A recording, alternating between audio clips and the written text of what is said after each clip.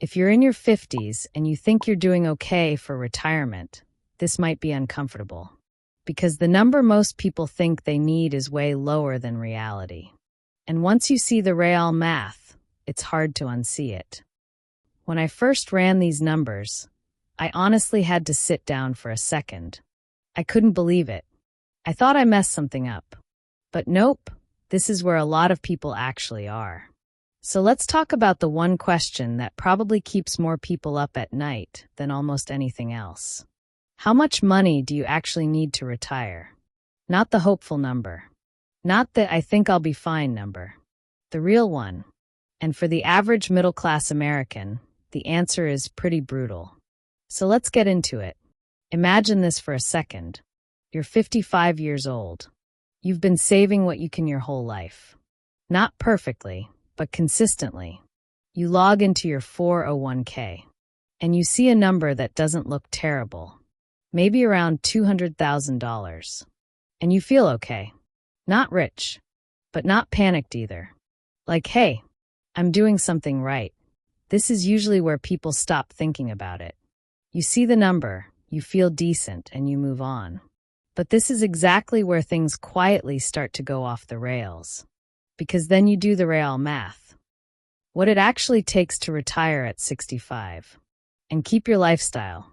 And suddenly your stomach drops. The gap between what you have and what you actually need can be massive. So what is that real number? And why does it feel so shockingly high for so many people? To figure that out, let's look at two examples.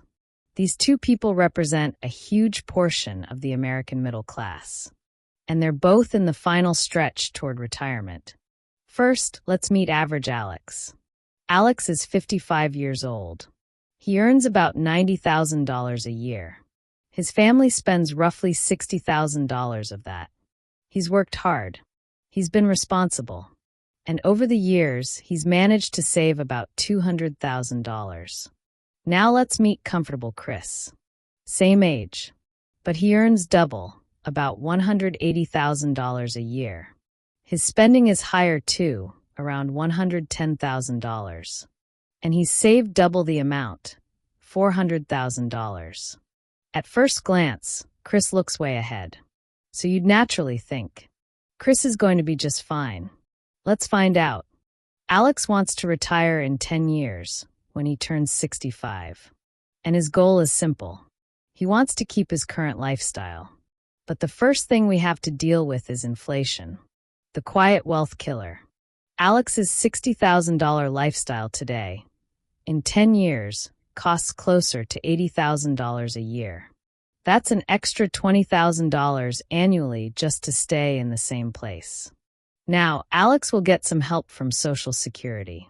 For him and his spouse, let's say around $45,000 a year. That's great, but it still leaves a gap. About $35,000. Every single year. That his savings have to cover. Using the standard 4% rule. The idea that you can safely withdraw about 4% of your savings each year. Alex needs a nest egg of over $800,000. Right now, he has $200,000. That's a gap of more than $600,000. This is the moment that really hits people in the chest. Because it's not about being lazy or irresponsible. It's realizing the system quietly moved the goalposts. Yeah, that one hurts. Now let's look at Chris. With inflation, his spending climbs to nearly $150,000 a year. After Social Security, his savings need to cover more than $80,000 annually. Using that same 4% rule, Chris needs over $2 million. Think about that for a second. He earned double. He saved double. But because his lifestyle costs so much more, his finish line is even farther away. So here's the uncomfortable truth. Both Alex and Chris are behind, and they represent millions of Americans. So how did this happen? Here's one staggering fact from the Federal Reserve. More than half of American households have zero dedicated retirement savings. Not enough. Not less than they want. Zero. And even among people nearing retirement, who do have savings, the median amount is under $200,000. A huge reason for this is how retirement itself has changed. Decades ago, many workers had pensions, a guaranteed paycheck for life. The company took on the risk. But starting in the 1980s, we shifted toward 401ks. And that risk shifted entirely onto the individual. On top of that, we've had a perfect storm.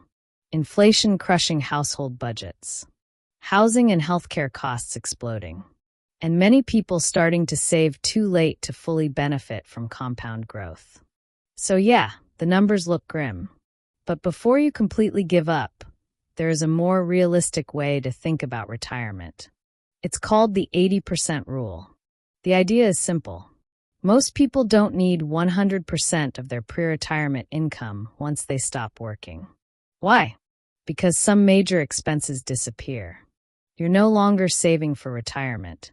Your mortgage might finally be paid off. You're not commuting. You're not buying work clothes. For most people, living on about 80% is not only realistic, it's comfortable. So what does this change for Alex? Instead of needing $80,000 a year, his 80% target drops to around $63,000.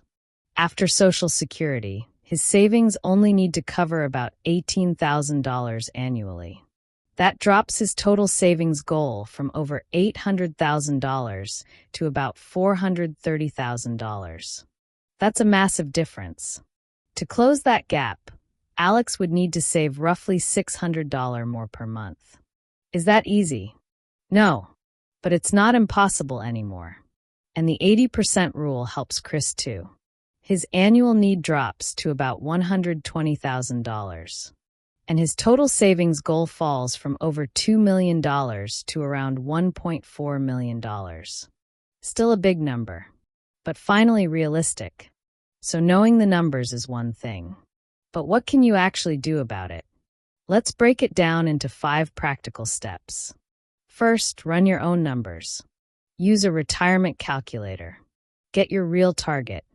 Second, if you're over 50, take advantage of catch-up contributions. They're one of the fastest ways to accelerate savings. Third, look for spending cuts you can actually live with.